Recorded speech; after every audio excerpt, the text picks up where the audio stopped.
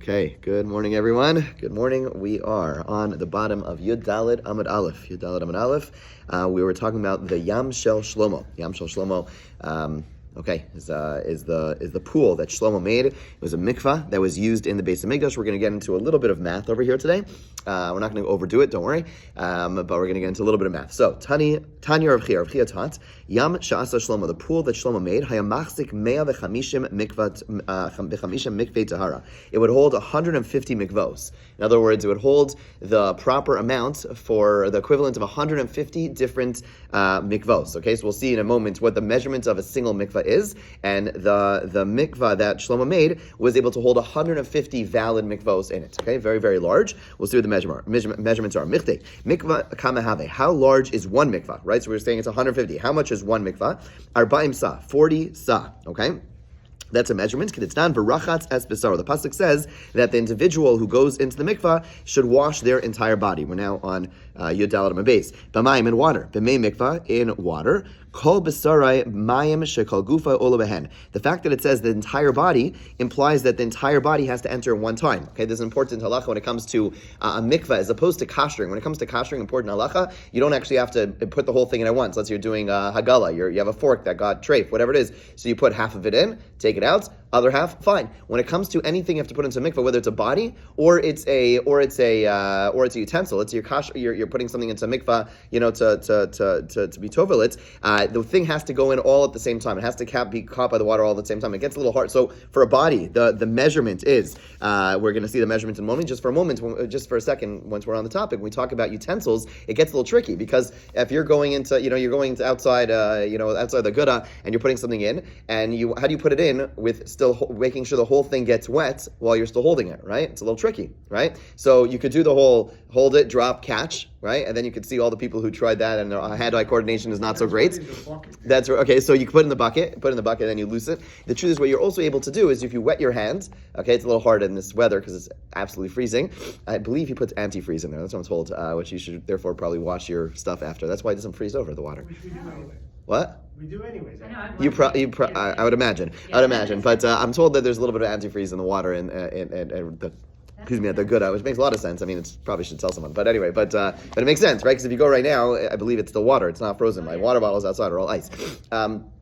Bottom line is you wet your hand a little bit, and you wet your hand, and then you hold it. Don't hold it so tight. So that means what that allows for is there's moisture and there's water that's all touching, all connected at the same time, and therefore you don't have to do a whole, drop, catch type of thing. But the point is, whole thing has to be immersed all at one time. Okay, so when it comes to a person, with the entire person has to go in one time. You can't leave your legs and then your body. No, the whole thing has to go in. V'kamahain. How much is it to have an entire body in water all at the same time? The Gemara gives a measurement. This is an assessment. Amma al amma barum shalosh amos. Okay, 3 cubic amos. An amma by by the height of 3 amos. Okay, basically if you go into a ball, an amma is basically around like this size. So basically an amma by an amma and by 3 of these. Okay, and basically squish into like a little ball. That's the measurement. That's the average measurement that's given, and that is v'shir chacham me mikvah arba'im sa, and that is the equivalent of 40 sa. Okay, fine. So that is they say it's approximately 200 gallons of water. Okay, okay, fine. That is the measurement. Okay, so now the Gemara is going to go back to the mikvah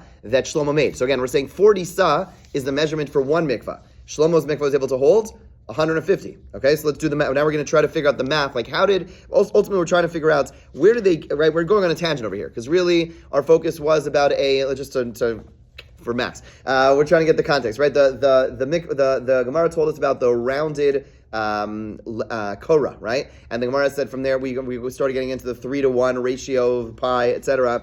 And one of the place we learned this halakha, this concept, this math that of 3-to-1 or 1-to-3 was from the mikvah of Shlomo. And so now we're going on a tangent to describe how big is this mikvah in general. So it says it could host 150 mikvos, and now we've established that 150 mikvos is 40 sa. Yes. Sorry, theoretically, you could have a different mikvah than for a different sized person.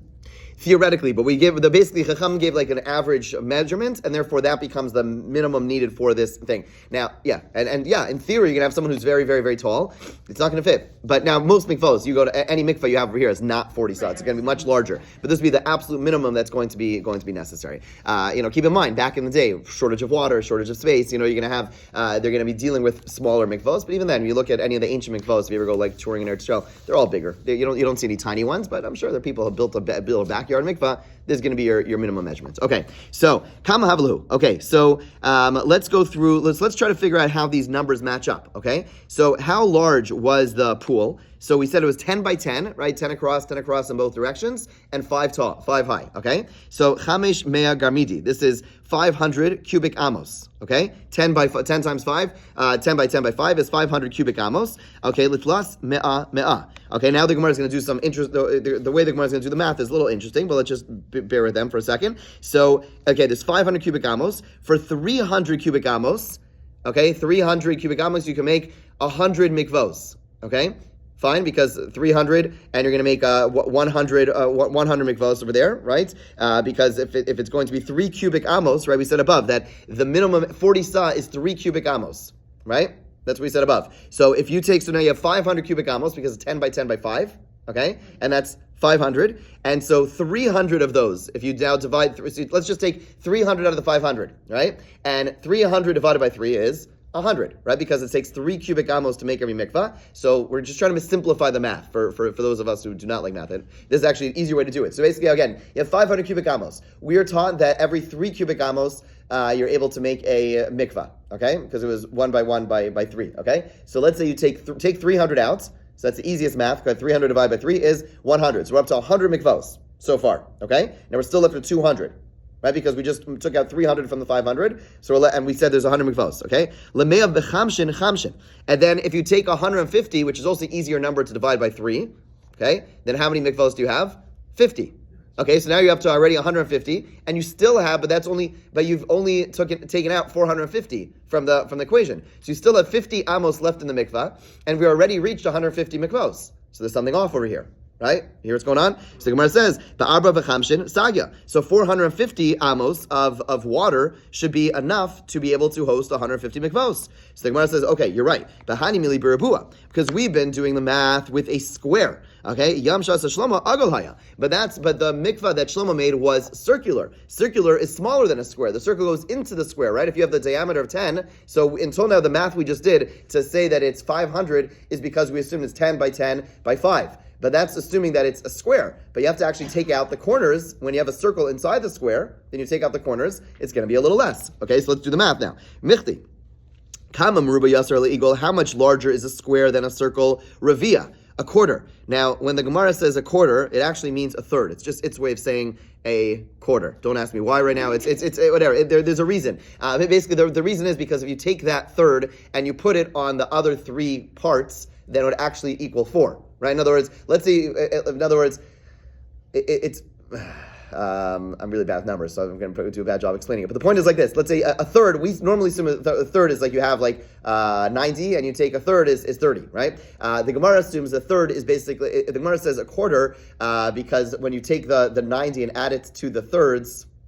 Okay, I don't know. I'm not going to do a good job. Okay, bottom line is, when it says a quarter, it means a third. Okay, just bear with me. Okay, so Ravia. Okay, la'arba mea.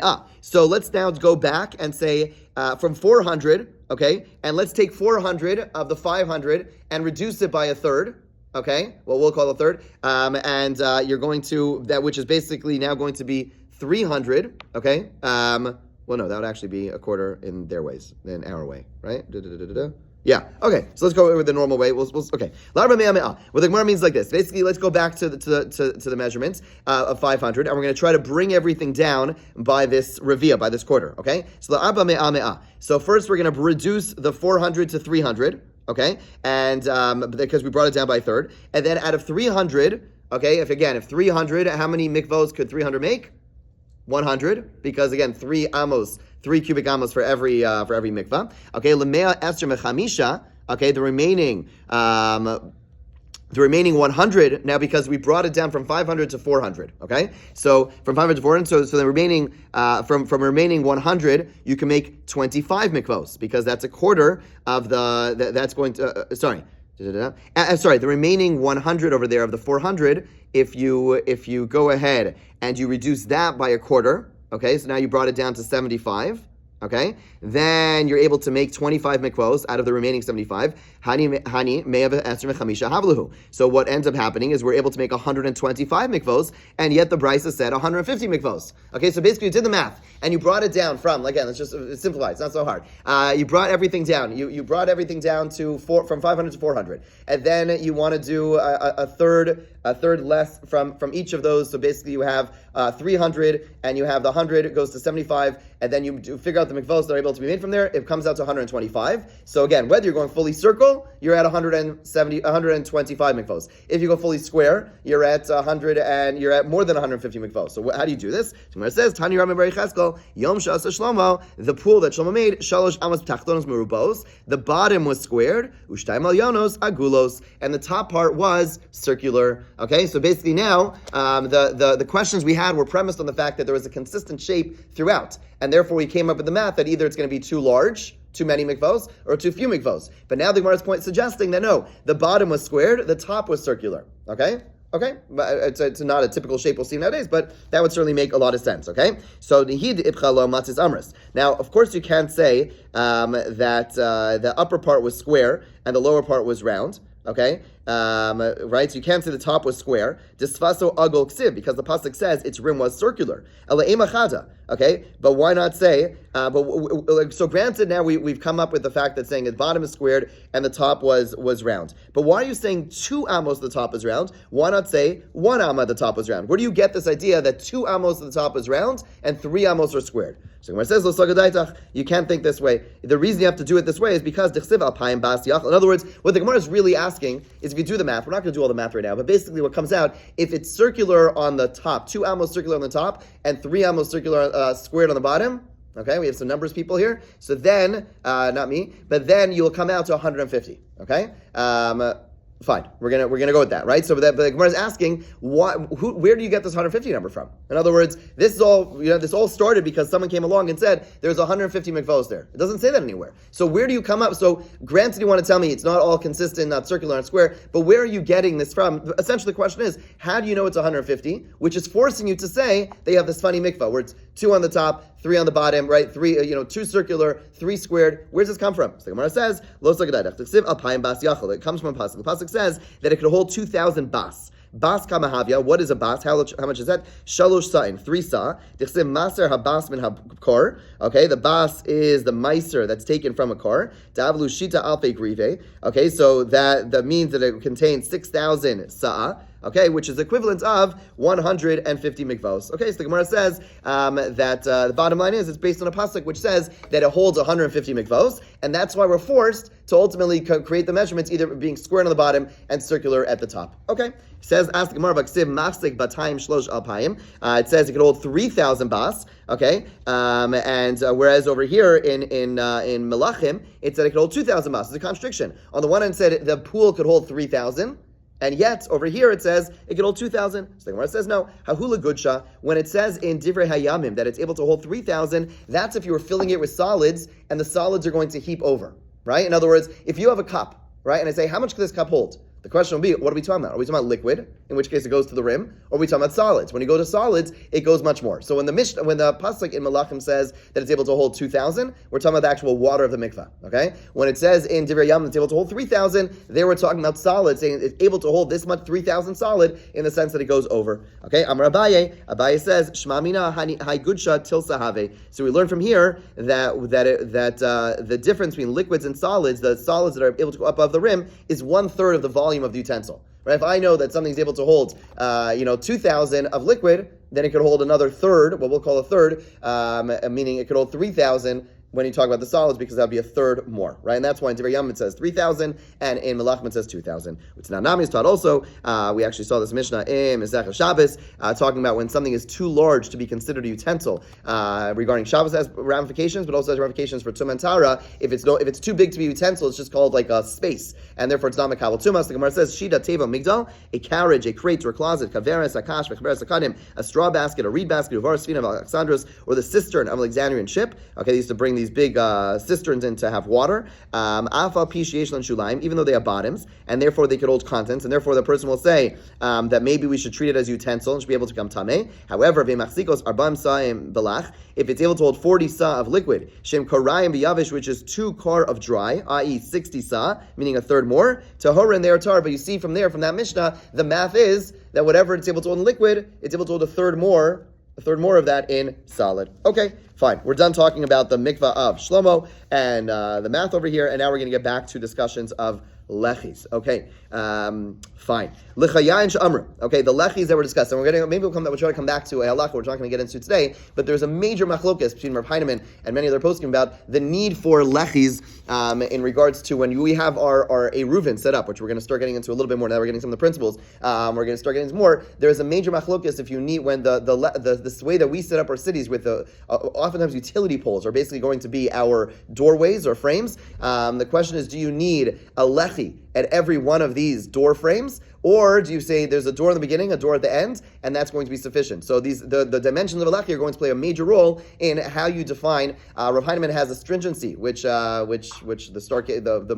Erev over here uses, which is a lechi on every pole. If you go to Teaneck or any of the cities that are under Rav Shechter or whatever it is, usually they do not. But basically the dimensions of a lechi, was there a lechi on every pole? University of Maryland was under who? Out of Washington. I wonder what they went next. Okay, fine. Bottom line is so there's going to be a question. So keep in mind, when we're looking at the lechis, we're going to be thinking about this is going to be applicable to the Eruvin that you're going to see around town, whether they're going to have a lechi at every place or not. So we'll. We had a lot of lechis. You had a lot of lechis. Okay, but not everywhere. Not everywhere. That's interesting. Okay. I don't know if they were everywhere. Okay, we'll come back to that. Okay, we're still collecting principles. We're only 14 daf in, but we're gonna start applying it as we become a little bit more familiar. Okay, l'chayan shiyamu, the lechis which were spoken about in the previous Mishnah, govan asar tvachim. They have to be a height of at least 10 tvachim. V'rachban v'ovin kolshu. The width, the thickness, could be any amount. Rabbi Yossi Omer Rachman Shlosha Tvachim. Rabbi says no, the width of a lechi has to be at least 3 tvachim. Okay, major machlokes. Is a lechi able to be like the width of a shoelace? Or does it have to be 3 tvachim, right? That's a major difference. If you're putting up these things, and imagine, especially if you're going to put up on each post, right? You think about the cost of each piece of wood. Are you putting up a thin piece of wood, a thin piece of nothing? Okay, or are you putting up a wide, something which is 3 tvachim wide? Okay, says the Gemara, L'chayayin she'amru, the lechis which were spoken about, Eleimatz stomach Rabbi Eliezer. The fact that the Mishnah says the lechis, which we spoke about, that sounds like Rabbi Eliezer. Remember, Rabbi Eliezer said you need a lechi on each side of the doorway. Right? Rav Eliezer said you need a lechi on each side of the doorway. The fact that the Mishnah said the lechis in plural implies that you need a lechi on each side of the doorway. The Gemara says, so this Mishnah goes like Rav Eliezer, the Gemara says, lo, my lechayayin to alma. So it just means lechis in general need to be these dimensions. Doesn't mean when you put up 2 lechis for each door, that's not what it means. Don't imply that. Ask the Gemara, Hachi, koranami nisnei koros. When we saw in an earlier Mishnah it said kora, it should have said koros, plural. It meant koros in general. It doesn't do that. Umay koros alma, right? It should have said koros in general. Why doesn't it do that? The fact that when it talked about the korah, the crossbeam, it just said korah in the singular, and when it talked about the lechis, it said in the plural, implies that you do need to have 2 lechis, like the opinion of Eliezer, not like others who said you just need one on the other side. The Gemara says, no, still no question. Hachi gamar. Osan lechayayin shnachlu gaman Rabbi Eliezer v'chachamim. The lechis which Rabbi Eliezer and the Chacham argued about, okay, meaning that's what we mean by lechis. The lechis which they argued about, so now we're already understanding why it says in plural, because there was a question about whether you need 2 lechis or 1 lechi. But the Mishnah is not weighing in and saying you only need 1 lechi. It's just saying the lechis which were argued about, meaning do you need 2 or do you need 1? The Chum say 1. Some say 2, but we're not weighing it on it. To that we said, Govan asar tvachim v'rochim v'ovidin kolshu. They have to be height of 10 tvachim and the width and thickness of any amount. Okay, ask the Gemara b'kama kolshu. How much does it mean when it says any amount? Not the opinion of Rav Yossi, but the other opinion. It says any amount. How much is that?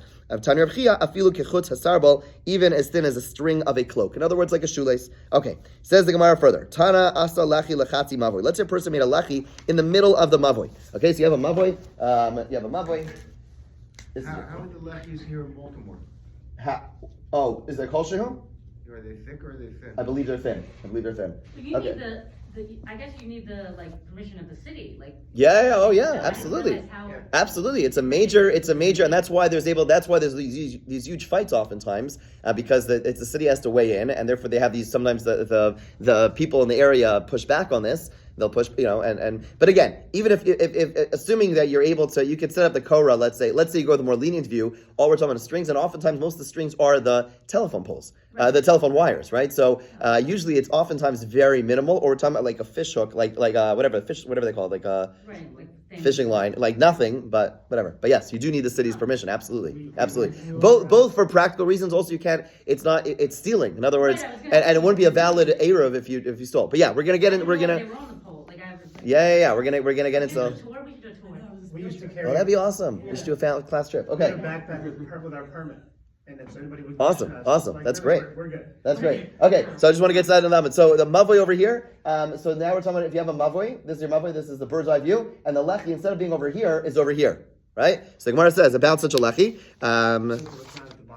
It's not at the bottom. I mean, this is bird's eye view. It's not where the street is. It's rather in the middle. Okay, so the Gemara says, Ein lo ella chati mavoi, 14b3. So it says you can only use this space. This space you could carry in, right? But this space you obviously cannot carry in, right? Says the Gemara, pshita, that's obvious. Ela ema yesh lo chati mavoi. The novelty is not that you can't carry in the second part. The novelty is you're allowed to carry in this part. The Gemara says, "Hanami pshita," that's also obvious. So the Gemara says, "Ma'adatei malechos dilma asi lishtamushe bekule." I would have thought that I could use that we would be concerned that a person may come. If I have a lechi over here, granted it works for this, but maybe I would say I won't be able to carry here either. Why? Because I may go ahead, I'm not used to this, having a lechi in the middle, and I may go ahead and use the whole thing, and therefore the rabbis may forbid me from even using this part, because there's a concern that I might go ahead and carry the whole thing. Kamash Balan, the Gemara says, no, once I have a lechi over here, even though it's confusing, I'm allowed to carry here, I don't carry here. Amarava. Also lechi lemavoi, person made a lechi for a mavoi v'igviyam in a karka shlosha. But it wasn't on the ground,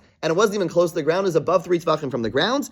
Oh, shifligim in a kosel shlosha, or it's not by the wall. Okay, it's not by the wall, but rather a person put it over here, which is more than 3 tvachim away, right? More than, whatever, it's 6 tvachim away, right? So it's too far away from the wall, right? Or it's very high, right? If you're looking at the front of the mavoi, the lechi is going to start over here, which is too high, right? Picture? Okay. Lo asla klum, it's not good. Even Rabbi Shimon Gamliel, who said Amar Amina Lavud, who said we say Lavud even for 4 tvachim, Hanimi Lamala. He says that in regards to other things, Avalamata, when it comes to the bottom, when it comes to reaching the floor, there he agrees that it has to be close within 3. Since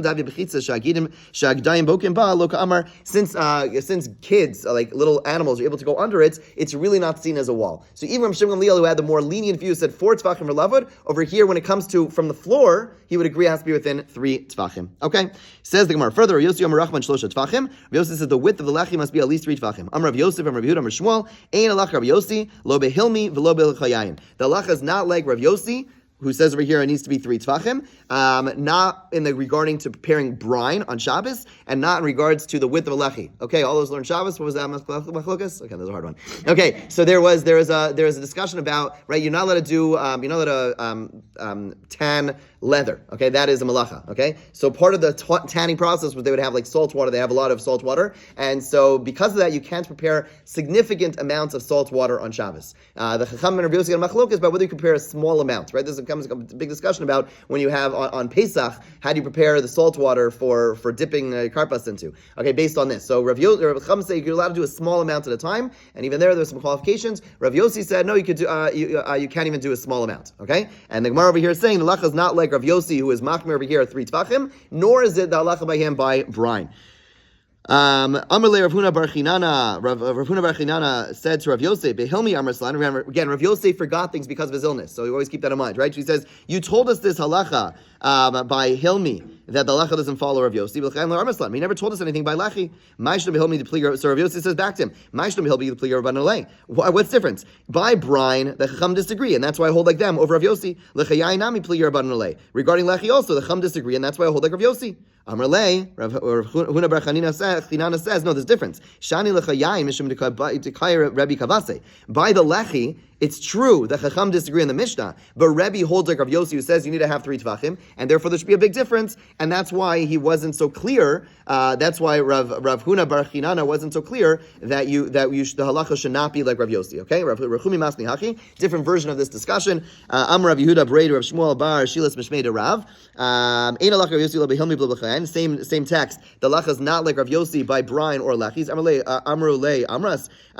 Those who heard said, did he really say this? Amru lo. Rav Yehuda Bar Breder Rav Shmuel says, no, I did not actually say this. Amar Rav Elakim Amra. Rava says, by God, you did say it. Ugemirna lamine, and we learned it from him. In other words, yes, we did actually say this, and we learned it from him. Umay tamekal hadarbe. And why is it that he seems to retract from him? Mishum Rav Yossi nimuku imo, because Rav Yossi is someone who is very scholarly, and therefore, even though he's in the minority, maybe the lacha should not be like him. Again, so some disputes about whether or not the lacha is like Rav Yossi, whether you need 3. Amar le Rava Bar Rav Chanan Labaya Hilch Samai. What's the lacha? Do you need it to be 3 wide or not? So he says, Amar le Puk Chazimai Amadvar. Go out and see what people do. Interesting way of paskening halacha, right? It says, what's halacha? He says, go and see what people do. And bottom line is, it's become accepted practice that people use a very small, narrow lechi, and therefore the halacha is like that. We're just going to go one more line. There are those who say this line of see what people do in regards to another very relevant halacha. If a person drinks water to quench your thirst, you're thirsty. You say the bracha of shahakol.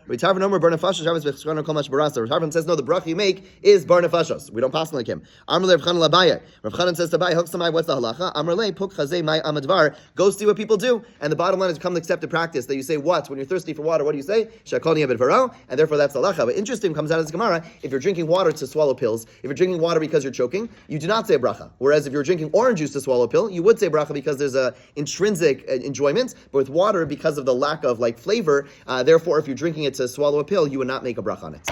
Okay.